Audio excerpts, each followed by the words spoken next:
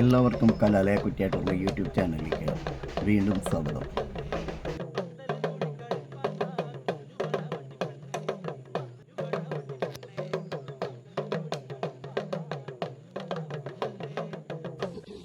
ഈ കൂവ കൃഷിയിലോട്ട് വരുന്ന എപ്പോഴാ, എത്ര വർഷമായി? ഇപ്പൊ ഇവിടെ വന്നത് ഇപ്പൊ 4 വർഷമായി. കൂവ കൃഷി മാത്രമായിട്ട്. എവിടെയാ വിപണനൊക്കെ? വിപണനം മേച്ചൂര്. പിന്നെ ഇങ്ങനെ ലാഭകരാണോ?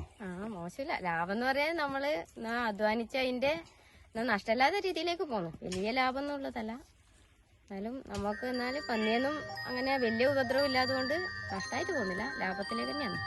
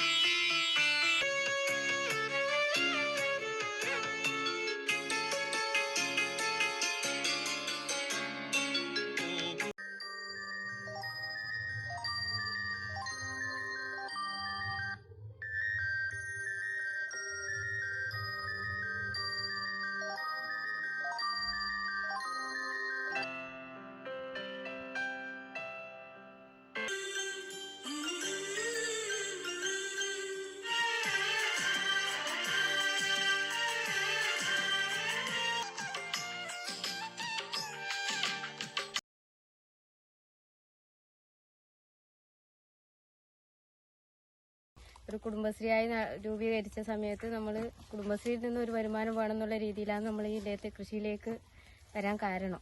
കുടുംബശ്രീ രൂപീകരിച്ചു, അപ്പോൾ എന്തെങ്കിലും ഒരു സ്വയം സംരംഭം വേണമെന്നുള്ള രീതിയിൽ നമ്മൾ ഒരു കൃഷി കൂട്ടായ്മ ഉണ്ടാക്കാൻ വേണ്ടി തീരുമാനിച്ചു. അങ്ങനെ നമുക്ക് ആദ്യം മുതൽ മുടക്ക് ഉണ്ടായിരുന്നില്ല.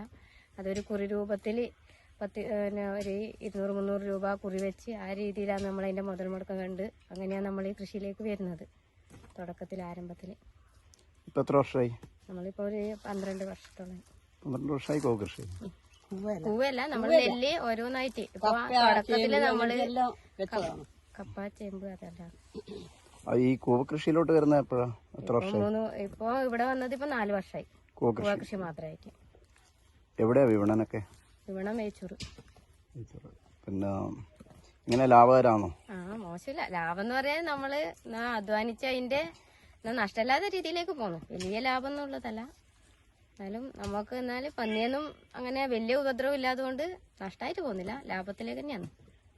ഇതിന്റെ വിത്തൊക്കെ എവിടെ നിന്ന് കിട്ടിയ?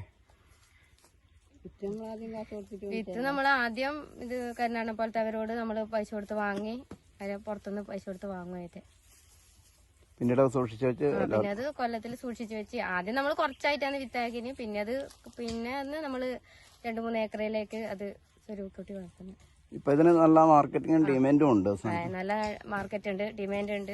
കൃഷി മുഖേന നമുക്കെല്ലാ സാങ്കേതിക സഹായവും കിട്ടുന്നുണ്ട്. പിന്നെ അനുകൂല രൂപത്തിൽ നമ്മൾക്ക് എല്ലാ സഹായവും കുറ്റ്യാട്ടൂർ കൃഷിഭവൻ നമുക്ക് ചെയ്തു തരുന്നുണ്ട്. അതിന് പുറമെ ഇപ്പം വാർഡ് മെമ്പർ ആയാലും പ്രസിഡന്റ് ആയാലും അവരെല്ലാം നമ്മളെല്ലാ രീതിയിലും സഹായിക്കുന്നുണ്ട്. ഈ കാട്ടുപന്നീന്റെ ഭീഷണി കാട്ടുപന്നീന്റെ ഭീഷണി ഉണ്ട്, എന്നാലും നമ്മള് അതിനെല്ലാം തരണം ചെയ്തിട്ട് പോകുന്നുണ്ട്. നമ്മൾ അങ്ങനെ വലിയ കുഴപ്പമില്ലാത്ത രീതിയിൽ നമ്മളതിനെ നോക്കി പോകുന്നുണ്ട്. ഒപ്പം കൃഷി ചെയ്യുന്നത് കൊണ്ടും അങ്ങനെ വലിയ ബുദ്ധിമുട്ടുണ്ടാവില്ല, എന്നാലും നമുക്കത് ലാഭകരമായിട്ട് കൃഷി കൊണ്ടുപോകാൻ കഴിയുന്നുണ്ട്. എന്തൊക്കെ രീതിയിലുള്ള ഈ വളപ്രയോഗങ്ങളാണ് കൃഷി കൂടുതലായി ചെയ്യുന്നത്? കൃഷിക്ക് നമ്മള് പിന്നെ കാലിവളം കൊടുക്കുന്നുണ്ട്, കോഴിവളം, പിന്നെ കുറച്ച് ഇംഗ്ലീഷ് വളം കൊടുക്കുന്നുണ്ട്. ഈ 6 മാസത്തെ ഇടവേളക്ക് ശേഷം ഇത് വിളവെടുക്കുന്നത്? 6 മാസത്തിലധികം വരുന്നുണ്ട്.